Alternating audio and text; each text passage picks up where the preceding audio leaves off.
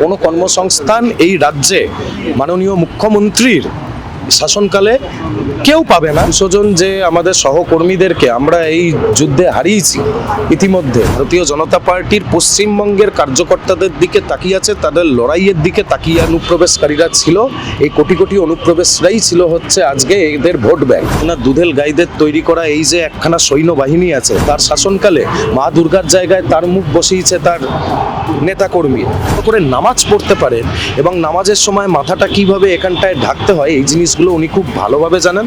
এই রাজ্যের বিভিন্ন নেতৃত্ব সহ কেন্দ্রের বিভিন্ন নেতৃত্ব বিগত দিনেও আমাদের এই বার্তা দিয়ে গেছেন। আজকের যে তাৎপর্যপূর্ণ বৈঠক হলো, অমিত শাহজি নিলেন, তার মধ্যে একটা বার্তা স্পষ্ট যে আমাদের 26-এ আর 3 মাস বাকি আছে নির্বাচন হতে। এতে আমাদেরকে পূর্ণ শক্তি দিয়ে নামতে হবে এবং আমাদের যে 300 জন, তিনি এই কথাটি বারবার রিপিট করলেন যে 300 জন যে আমাদের সহকর্মীদেরকে আমরা এই যুদ্ধে হারিয়েছি ইতিমধ্যে 2016 থেকে এখনো অবধি, এই 9 বছরে যে 300 জনকে রাষ্ট্রের এখানটায় রাজ্যের পুলিশ প্রশাসনের থাকা সত্ত্বেও যে তৃণমূলের কর্মীরা আমাদের মেরে দিয়েছে, তো তাদের আত্মার শান্তির কামনার জন্য এবং আগামী পুরো পশ্চিমবঙ্গের সমগ্র ভবিষ্যৎ বাঁচানোর জন্য, বিশেষ করে হিন্দুদের, বাঙালি হিন্দুদের এখানটায় হোমল্যান্ড আছে সেটার বাঁচানোর জন্যই তিনি বার্তাটা দিলেন যে আমাদের এক হয়ে সংঘবদ্ধ হয়ে লড়তে হবে। আজকের পর থেকে কালকে ইংলিশ বছরের প্রথম দিন, তো প্রথম দিন থেকে আমরা একদম 24 ঘন্টা কাউন্ট করে উনি 3 মাস বলেছেন, অর্থাৎ আমাদের কাছে 90 দিন সময় আছে। প্রতিটি পার্টির কর্মীর কাছেই একটা বার্তা উনি স্পষ্ট দিয়ে দিয়েছেন যে এখনো অবধি যেই জোশ নিয়ে, যেই স্বতঃস্ফূর্ততার সাথে পার্টির কর্মীরা লড়ছেন এতদিন ধরে, সেটা তিনি সমীহ করেছেন। এরকমটি তিনি আর ভারতবর্ষের এত জায়গায় দেখেননি এবং এই কথাটাও বললেন যে ভারতবর্ষের প্রতিটা মানুষ আজকে ভারতীয় জনতা পার্টির পশ্চিমবঙ্গের কার্যকর্তাদের দিকে তাকিয়ে আছে, তাদের লড়াইয়ের দিকে তাকিয়ে আছে এবং তিনি বললেন যে আমাদেরকে সংগঠনের সাথে একের সাথে আরেক জুড়তে এবং বাড়ি বাড়ি গৃহ সম্পর্ক অভিযান বাড়াতে। তিনি দলের শীর্ষ নেতৃত্ব আছেন, তিনি দেশের যেমন স্বরাষ্ট্রমন্ত্রী আছেন, তো আমাদের এখানটায় একটা বার্তা আমাদের উনি যেটা বলে গেলেন যে বিভিন্ন এজেন্ডা কিংবা মুদ্দাতে, ওনার ভাষায়, আমাদের তো ভোট হয়, যেমন ভ্রষ্টাচারের মুদ্দা আছে, এখানে দুর্নীতির মুদ্দা, বাকি এখানটায় স্ক্যাম বিভিন্ন আছে সেগুলোর মুদ্দা, তা বাদ দিয়ে ভোট দিতে দেয় না, সঠিক গণতন্ত্র হচ্ছে না, কিংবা আপনি বলুন জার্নালিস্টদেরকে এখানটায় তাদের ইন্ডিপেন্ডেন্ট জার্নালিজমের দিকে আটকানো হচ্ছে, এগুলো বাদ দিয়ে যেটা মেন মুদ্দা উনি পয়েন্ট আউট করে আমাদেরকে শুনিয়ে গেলেন সেটা হচ্ছে অনুপ্রবেশ। এই অনুপ্রবেশ দিয়ে কিন্তু আজকে শুধু পশ্চিমবঙ্গ এখানটায় এফেক্টেড হচ্ছে না, আজকে পশ্চিমবঙ্গের এই যে 500 কিলোমিটার বর্ডার ফেন্সিং, আজকে তিনি 7 বার তিনি বৈঠক করেছেন, তার সেক্রেটারিরা এখানটায় 3 বার চিঠি পাঠিয়েছেন, তারপরেও এত দিন পর্যন্ত মমতা সরকার এটাই কর্ণপাত করছিলেন না। তার কারণ এই যে অনুপ্রবেশকারীরা ছিল, এই কোটি কোটি অনুপ্রবেশরাই ছিল হচ্ছে আজকে এদের ভোট ব্যাংক। তাই এটা আমাদেরকে আলটিমেটাম দিয়ে গেল যে আমরা যদি এই অনুপ্রবেশের বিরুদ্ধে রুখে না দাঁড়াতে পারি এবং রাষ্ট্রের, আমাদের দেশের যে আভ্যন্তরীণ সুরক্ষা আছে সেটাকে একদম টাইট করার জন্য আমাদের এই ইলেকশনটা মরণবাচন ইলেকশন আছে। এটাই বলার জন্য উনি অ্যাজ অ্যান হোম মিনিস্টার এসেছিলেন, তার সাথে সাথে দলের নেতৃত্ব হিসাবে উনি আমাদের কর্মীদেরকে একটাই বার্তা দিলেন যে সংঘবদ্ধ থাকতে হবে এবং বাকি নেতারাও সেই বার্তাটাই দিলেন।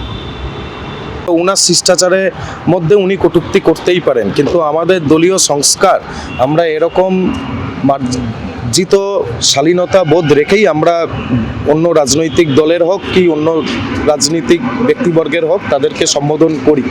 তো তিনি ভারতের গৃহমন্ত্রীকে যে ভাষায় বলছেন তাতে তার শিক্ষা এবং তার মেন্টালিটির সারা পশ্চিমবাংলার মানুষ দেখছেন এবং তিনি তার যে দায়িত্ব আছে, তিনি তো বলছেন তিনি ভোটে জিতে এসছেন এখানটায়, মানুষের গণতন্ত্রের নাকি তিনি এখানটায় সততার প্রতীক হয়ে এখানটায় 3 বার নির্বাচিত সরকারে এসছেন।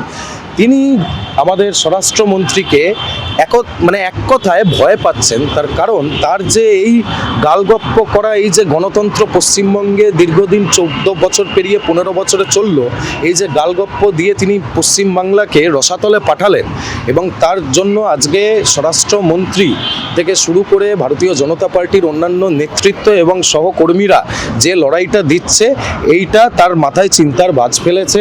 তিনি এইটাই পৈতৃক একটা জায়গির ভেবে নিয়েছিলেন, তো তার যে মৌসুরি পাট্টা আছে সেটা আর কিছুদিনের মধ্যে শেষ হতে চলেছে। এই সংখ্যাতেই তিনি এইসব ফাম্বেল করছেন এবং তার কথা শুনলে এমনি সাধারণ যে কোনো মানুষ বুঝতে পারবেন যে তার এখন মেন্টাল অ্যাসাইলামের দরকার আছে। তো আমরা তাড়াতাড়ি তার মেন্টাল অ্যাসাইলামে তাকে পৌঁছে দেওয়ার জন্য সাধারণ মানুষের কাছেও বলবো 26-এ তাকে ভোট আউট করার জন্য। হিন্দুদের বার্তা কোনো রকম করতে পারে না। তার এখানটায় শাসনকালে যেভাবে মালদা এবং মোথাবাড়িতে মহিলাদের নগ্ন করে প্যারেড করা হয়েছে, আমাদের ন্যাশনাল হিউম্যান রাইট কমিশন তার রিপোর্টে দিয়েছে। সেই মহিলারা আজকে টিভির পর্দায় আসতে চাইছে না তার সম্ভ্রম হারানোর ভয়। তাদের একবার এখানটায় সম্ভ্রম হারানো হয়েছে এবং তারপরেও তারা বলতে চাইছে না যাদের সম্মানে লাগছে বলে। এই জিনিসটা উনি ফিয়ার সাইকোসিস তৈরি করেছে। ওনার দুধেল গাইদের তৈরি করা এই যে একখানা সৈন্যবাহিনী আছে যেটাকে দিয়ে উনি ভোট পরিচালনা করেন, তো সেইটা দিয়ে উনি করেছেন। এখন উনি গণতন্ত্রের কথা আওড়াচ্ছেন, মা দুর্গার কথা আওড়াচ্ছেন। আজকে তিনিই তো তার শাসনকালে মা দুর্গার জায়গায় তার মুখ বসিয়েছে তার নেতাকর্মী। আজকে মা দুর্গার আহ্বানের সময় তার গান হচ্ছে। তিনি মা দুর্গার পুজোর আগে যেই সময় আমাদের যা নিয়ম আছে, ঠিক আছে, সেই জায়গাটার থেকে উনি প্রথম মহালয়ের আগের থেকেই তিনি পুজোর শুরু করে দিচ্ছেন, চোখ আঁকছেন। উনি আমাদের হিন্দু যে শিষ্টাচার আছে এর সম্পর্কে একদমই ওয়াকিবহল নয়। উনি বরঞ্চ কিভাবে ভালো করে নামাজ পড়তে পারেন এবং নামাজের সময় মাথাটা কিভাবে এখানটায় ঢাকতে হয় এই জিনিসগুলো উনি খুব ভালোভাবে জানেন। এই যে দুর্গাঙ্গন, এইটা একটা এই শেষ সময় যাওয়ার আগে হিন্দুদের মন জয় করার জন্য উনি একটা নাটক করেছেন এবং সেটাও আটকে গেছে। নিউ টাউনে যাদের থেকে জমি নিয়েছিল সেটাকে ওখানে হাসপাতাল করবে বলে নিয়েছিল, ওখানটায় দুর্গাঙ্গন করার জন্য। কালকে সেখানটায় যেখানে হওয়ার কথা ছিল ওটার উদ্বোধন সেখানে হয়নি, অন্য জায়গায় তাকে ছুটে পালাতে হয়েছে।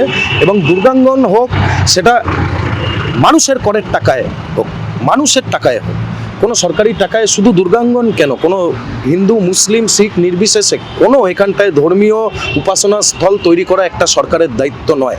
তিনি এটা করছেন। ইনি সমস্ত মানুষকে, যারা তাকে নির্বাচিত করেছে এবং যারা এই রাজ্যের ট্যাক্স দেয়, তাদের সবাইকে এখানটায় বোকা বানাচ্ছে। কর্মসংস্থান করেছেন তো উনি যে দীঘায় জগন্নাথ প্রভুর এখানটায় কালচারাল সেন্টার করেছেন, ঠিক আছে, সেখানে চাকরি দেওয়ার নাম করে এখানটায় লক্ষ লক্ষ টাকা ওখানটায় দুর্নীতি অলরেডি হয়ে গেছে। তার জন্য ওই তৃণমূলের দলের লোকেরাই মিছিল বার করেছিল যে তাদেরকে ওখানে চাকরি দেওয়ার নাম করে হাজার হাজার টাকা করে নেতারা নিচ্ছেন। এই কর্মসংস্থানটাই উনি বলছেন। উনি যেমন কর্মসংস্থান দিয়েছেন 50 লক্ষ ডিজিটাল যোদ্ধা, আর সেরকমই কর্মসংস্থান উনি ওই দুর্গাঙ্গনে করবে। যাদেরকে দেবে, ওই তো মাটি কাটার জন্য 4 কোটি টাকা যাদেরকে টেন্ডার পাইয়ে দিয়েছে, এগুলো আমাদের প্রশ্ন করতে হবে। কোনো কর্মসংস্থান এই রাজ্যে মাননীয় মুখ্যমন্ত্রীর শাসনকালে কেউ পাবে না, বরঞ্চ যাদের কর্মসংস্থান আছে তাদেরও কাজটা আমরা চলে যেতে দেখছি, রাস্তায় বসে আছে। এবং আর এই যে 3 মাস আছে আরও অনেক মানুষের কাজ চলে যাবে। তবে আমাদের বিশ্বাস ভরসা রাখতে হবে ভারতীয় জনতা পার্টির ওপর। ভারতীয় জনতা পার্টি আসলেই পশ্চিমবাংলায় বেকার যুবকদের কর্মসংস্থানের যে ভাগ্য সেটা খুলে যাবে।